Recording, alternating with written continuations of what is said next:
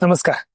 आपण हरिवल्लभ हॉस्पिटलची माहिती घेतोय. या हरिवल्लभ हॉस्पिटलचा सगळ्यात प्रमुख देवता म्हणजे हरिवल्लभ धन्वंतरी. विशेष म्हणजे अमृधाम एरियामध्ये आपण धन्वंतरी मूर्तीची स्थापना करण्याचं ठरवलंय. या मूर्तीच्या स्थापनेसाठी अनेक गोष्टींचा अभ्यास करण्यात आला आणि वेगळ्या वेगळ्या वैज्ञानिक स्वरूपात या मूर्तीची स्थापना व्हावी असं ठरलं गेलं. फक्त मूर्ती स्थापना करावी किंवा नुसतं देवपूजा व्हावी किंवा मंदिर बांधावं असा याच्या मागे उद्देश नाही. कारण की आपण आता वैज्ञानिक काळातले लोक आहोत. तर ह्या मूर्ती स्थापनेमध्ये काय काय गोष्टी आपण केल्यात किंवा काय काय गोष्टीमध्ये आतमध्ये आहे या सगळ्या गोष्टी मी तुम्हाला आज सांगतो. चला आपण बघूयात. या मंदिराची बांधकाम करताना आपण सर्व मंदिराची बांधकाम हे दगडी पाषाणामध्ये केले आहेत आणि याच्यामध्ये कोणत्या प्रकारच्या कृत्रिम गोष्टी आपण याच्यात वापरल्या नाहीत. या सर्व नैसर्गिक गोष्टीपासून या मंदिराची आपण स्थापना केली आहेत. तुम्ही बघाल तर ह्या मंदिराचं तोरण सुद्धा हे धान्यांपासून बनवलेलं आहे.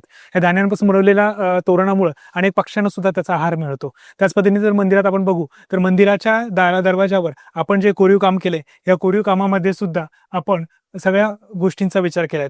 या झोरक्यामधून देवाचं रूप आपल्याला कळतं. त्याच्यानंतर आपलं भगवान मारुती, नंतर गरुड. हे गरुड जो आहे हा धन्वंतरींचा देवता होता. त्यांनी विष चिकित्सा धन्वंतरींना शिकवले होते आणि मारुती हा बलस्थान ठरलेला आहे. त्यासोबत सूर्य, चंद्र, शंख, चक्र आणि कमळ हे जे आहेत पवित्र जे द्योतक मानले जातात ह्या गोष्टींचा आपण कोरीव काम करून घेतलेला आहे. आणि नागराज हा आपल्या जसं कुंडलिनीमध्ये नागराज सांगितलाय त्या कुंडलिनीपासूनच हा नागराजाची आपण संकल्पना घेऊन या दरवाजाच्या ओपनिंगसाठी आपण ते ठेवलाय. या मंदिराच्या आतमध्ये जेव्हा प्रवेश करतो तर मुख्य देवता आपला धन्वंतरी असतो. तुम्ही धन्वंतरीची मूर्ती आणि शेजारी जे आहेत ते दोन अश्विनी कुमार आहेत, दस्र आणि नासत्य. या मूर्तीचं तयार करण्यामध्ये सुद्धा आपण काही वैज्ञानिक स्वरूपात काही विचार केला आहे. ही मूर्ती जी रामाची मूर्ती योगीराजाने बनवली त्यांचेच मित्र जे आहे कुडाळमध्ये त्यांच्याकडून आपण ही कृष्णशिलामध्ये ही मूर्ती बनवून घेतलेली आहे. मूर्तीच्या कमानीमध्ये तुम्ही बघाल तर 14 रत्न जे समुद्र मंथनातून आले तर ते पण इथं कोरलेले आहेत. कारण की धन्वंतरी ही देवता ही समुद्र मंथनातून आली आहे. तर त्याच्यासोबतच बाकी रत्नांचा सुद्धा इथं पूजा विधी व्हावी किंवा यांचं साधना व्हावी या हिशोबाने या रत्नांचं कोरीव स्वरूपात आपण केलेलं आहे. त्यानंतर तुम्ही धन्वंतरीची मूर्ती जी बघाल त्याच्यामध्ये आपण 3 भाग केलेले आहेत. एक म्हणजे शिव, विष्णू आणि लक्ष्मी अशा 3 देवतांचं संमिलन करून आपण ही मूर्ती तयार केलेली आहे. धन्वंतरीची मूर्ती बऱ्याचदा आपण उभ्या स्वरूपात बघितलेली आहेत, पण शास्त्रामध्ये वर्णन सुद्धा आहे की धन्वंतरी बसल्या स्वरूपात असले पाहिजे. आपण जे बघितलेलं आहे की धन्वंतरी हा विष्णूचं स्वरूप मानलं जातं, पण आमच्या सद्गुरूंनी सांगितलंय की धन्वंतरी ही शिव स्वरूपी ही विष्णू आहेत.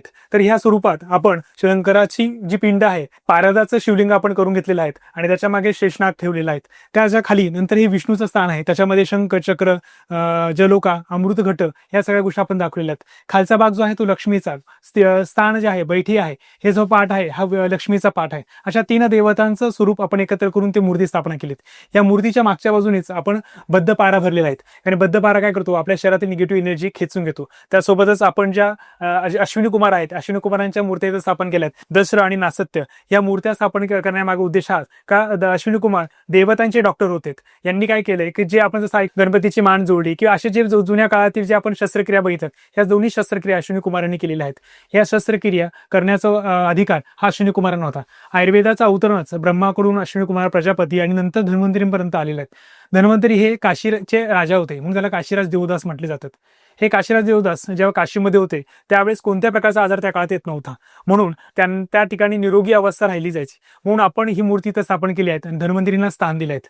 यासोबतच आपण धन्वंतरींचे जे 12 शिष्य आहेत या 12 शिष्यांना सुद्धा इथं मूर्त्या स्थापन केल्या आहेत. या चारी बाजूला तुम्ही बघाल या धन्वंतरीचे जे 12 शिष्य आहे या 12 शिष्यांना आपण इथं स्थान दिलेले आहे. आणि या सर्व धन्वंतरी संप्रदायाला आपण इथं मान देऊन त्यांना इथं प्रस्थापित केलंय की आपल्या शरीरातील जे असाध्य सुद्धा आजार आहेत ते सुद्धा कमी करण्यासाठी यांनी बळ द्यावं आणि आपण असा संकल्प करावा का माझ्या शरीरात असणारे असाध्यातले असाध्य आजार हे यांच्या बळाने दुरुस्त व्हावे. कारण आपण बघतो कारण बऱ्याचदा आपण आपल्या मनातल्या काही गोष्टी ज्या आहेत या गोष्टी आपण सहजगत्या कोणाला सांगत नाही, पण ह्या गोष्टी आपण आपल्या देवतेला सांगत असतो. मग आपल्या शरीरातले असले वाईट विचार, वाईट आजार हे सगळे ते टाकून मग तुम्हाला दुरुस्त व्हायचंय.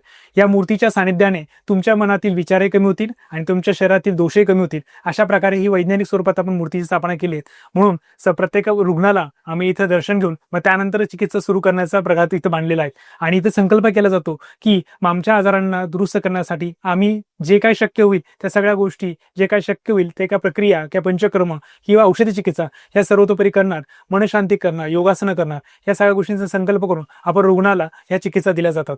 त्यामुळे रुग्ण पूर्णपणे शारीरिक मानसिक हा दुरुस्त होण्यासाठी मदत होतो.